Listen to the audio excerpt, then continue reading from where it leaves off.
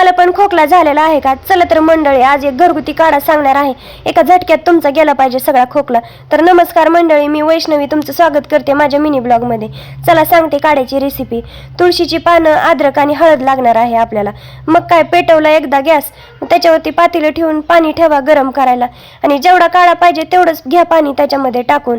पाणी गरम होऊस तर बघा की आपल्या मोबाईलमध्ये थोड्याशा रील वगैरे. पाणी गरम झालेलं होतं, मग त्याच्यामध्ये द्या तुळशीची पानं, आलं आणि हळद पण द्या टाकून त्याच्यामध्ये. आणि हळद थोडीशी कमीच टाका बरं का, कारण कडू झाल्याच्या नंतर चारा चांगले लागत नाही. आता पिवळं व्हायचं टाकून लाल लाल झालं होतं बघा, काय करणार मग, घेतलं एका चमच्यानं चांगलं हलवून एकदा.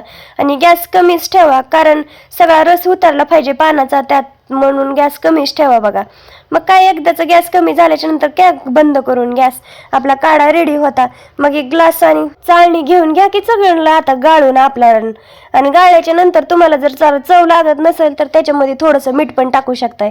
मी तर टाकलं नव्हतं बघा, मी तसंच घेतलं घटाघटा पिऊन. काय करू, मला एवढा तर खोकला झालेला होता. आता आपला काढा रेडी आहे बघा.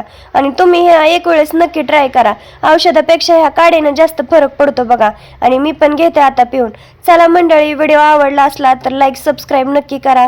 भेटूया उद्याच्या ब्लॉगमध्ये. So bye bye.